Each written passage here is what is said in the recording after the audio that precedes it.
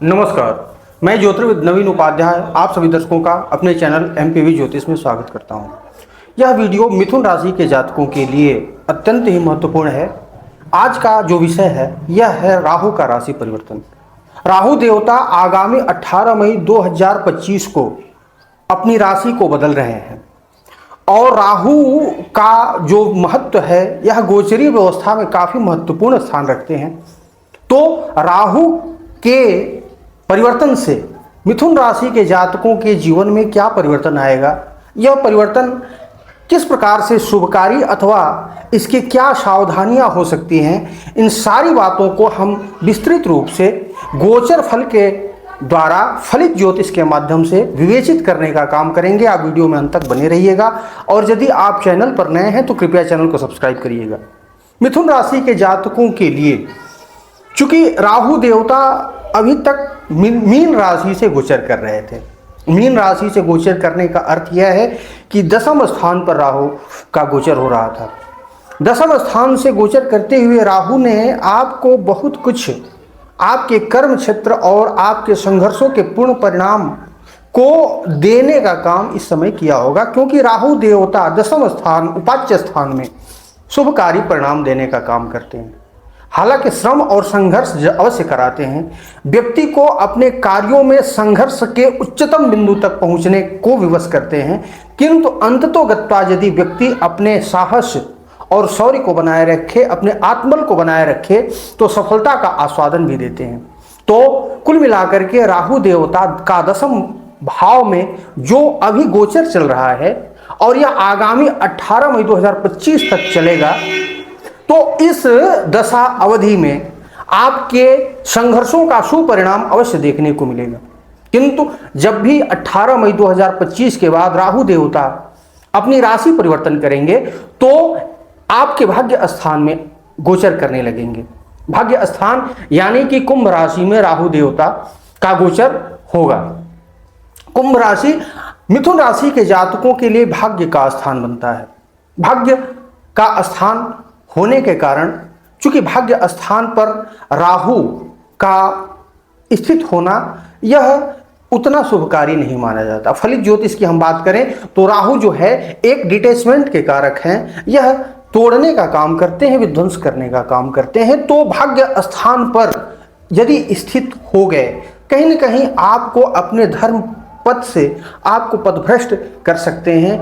नीति और धर्म के मार्ग से आप थोड़ा सा विच्युत हो सकते हैं, क्योंकि भाग्य स्थान आपका धर्म है, आपकी नैतिकता है, आपका चारित्रिक उन्नति है और आपके सोच के उस उच्चतम बिंदु को दर्शाने का कार्य करता है, जहां से आपके लिए चैनो सुकून और आध्यात्म की ऊंचाइयों का दर्शन होता है। तो राहु देवता का वहां पर स्थित होना आपको आध्यात्म पद से दूर होने को विवश कर सकता है। तो राहु का यहां पर होना आपके लिए धर्म से विच्युति का कारण बन सकता है। भाग्य में अवरोध की अवस्था आपको देखने को मिल सकती है। कहीं ना कहीं आप का भाग्य, आपके जो बनते हुए कार्य हैं, कहीं ना कहीं भाग्य के असहयोग के कारण आप उस भाग्य का पूरा सहयोग न मिलने के कारण आपके संघर्षों को बढ़ाने का भी कार्य राहु देवता का हो सकता है। किंतु कहने का अर्थ यह है कि आपका भाग्य स्थान के स्वामी जो शनि देवता बनते हैं, शनि देवता भी अपनी राशि परिवर्तन कर रहे हैं। शनि देवता राशि परिवर्तन करने के बाद यह मीन राशि में चले जाएंगे, यानी कि मिथुन राशि के जातकों के लिए यह कर्म भाव में जाएंगे। तो कर्म भाव में जाने के बाद भाग्य स्थान के स्वामी एक प्रकार से भाग्य का कर्म के साथ संबंध भी बन सकता है।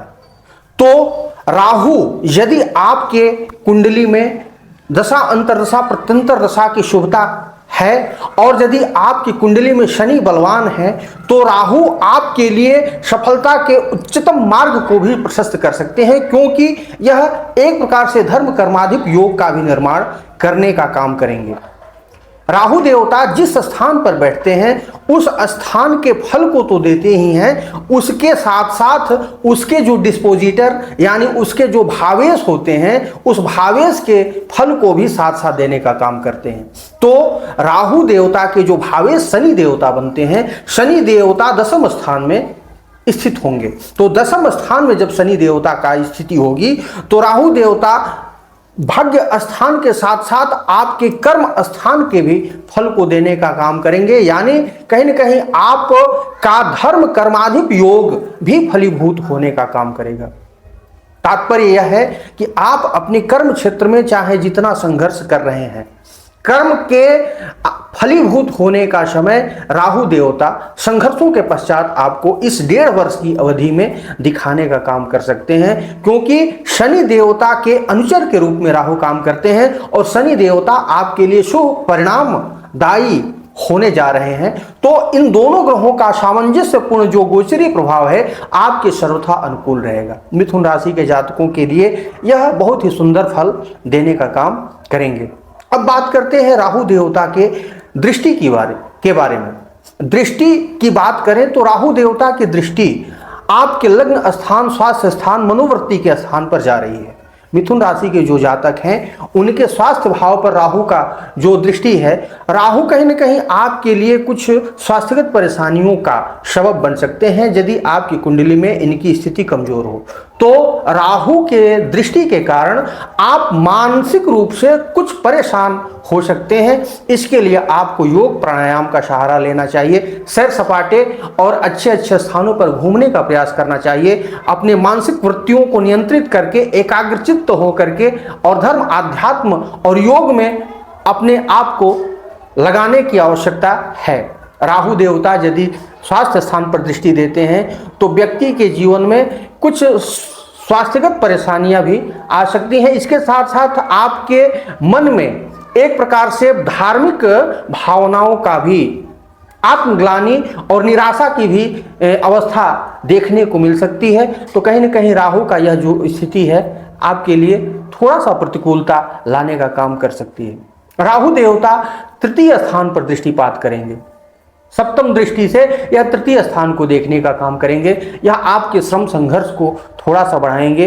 आपके जीवन में श्रम और संघर्ष, छोटे भाइयों से मन मुटाव की स्थिति भी आपको देखने को मिल सकती है। कहीं ना कहीं आप जिस कार्य में क्षेत्र में हैं, जो भी कार्य क्षेत्र है उस कार्य क्षेत्र में आप जरूरत से ज्यादा परिश्रम करते हैं। परिश्रम के परिणाम आपको कमतर देखने को मिलेंगे। इस अवस्था में आप अपने कर्म क्षेत्र में पूर्ण मनोयोग से काम करते रहें और किसी भी अवस्था में अपने कर्म क्षेत्र को चेंज करने की न सोचें, क्योंकि यदि आप चेंज करते हैं, कोई बदलाव करते हैं अपने कर्म क्षेत्र में, तो जो नया क्षेत्र है आपके लिए काफी संघर्षपूर्ण स्थिति लेकर के आने का काम कर सकता है। यदि हम नवम दृष्टि की बात करें तो नवम दृष्टि का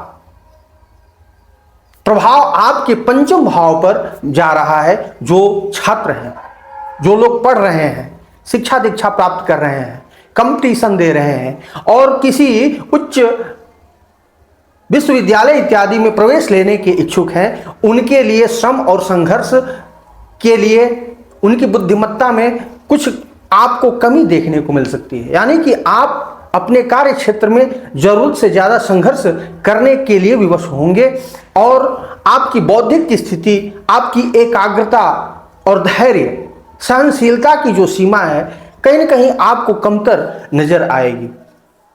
आप अपने कर्म क्षेत्र पर, पढ़ाई लिखाई पर एकाग्र होकर के आगे बढ़ें, आप सफलता के उच्च बिंदु तक पहुंच जाएंगे।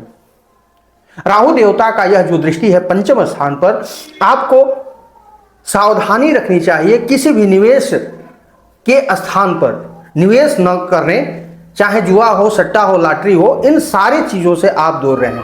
शेयर बाजार में यदि निवेश करते हैं तो शेयर बाजार में आप निवेश करें तो बड़ी ही सोच विचार करके करें। ज्यादातर आप रिस्क टेकिंग शेयर्स को न खरीदें। म्यूचुअल फंड इत्यादि में अपना इन्वेस्टमेंट जो कि लॉन्ग टर्म के लिए हो कर सकते हैं। इस प्रकार से यह आपके लिए फायदेमंद होगा। पंचम भाव पुत्र संबंधी भाव है। यहाँ पर यदि आपका पुत्र उत्पत्ति की लालसा रखते हैं तो राहु देवता का यहाँ पर जो दृष्टिपात हो रहा है यह आपकी लालसा में थोड़ा सा विलंब का दिखाने का काम कर सकता है। धैर्य बनाए रखें। कुल मिलाकर के राहु देवता का यह जो परिणाम है मीन राशि के जातकों के लिए एक अलग किस्म का बदलाव की स्थिति लाएगी, जो कि आपके जीवन में कुछ संघर्षों को बढ़ाने के साथ साथ कुछ सफलता के भी सुंदर योग लाने का काम करने वाला है। तो आप यदि संघर्ष करते हैं, अपने मनोयोग को बना करके रखते हैं, तो आप सफलता के सीढ़ी तक चढ़ सकते हैं। किंतु आपको धैर्य रखनी चाहिए, सहनशीलता रखनी चाहिए, धर्म पथ से विच्युत नहीं होना है और आप कर्म क्षेत्र में अग्रसर होते रहेंगे, सफलता आपके कदम चूमेगी। धन्यवाद, नमस्कार। वीडियो अच्छा लगा हो कृपया चैनल को सब्सक्राइब करें, लाइक करें, कमेंट करें और शेयर करना ना भूलें। धन्यवाद।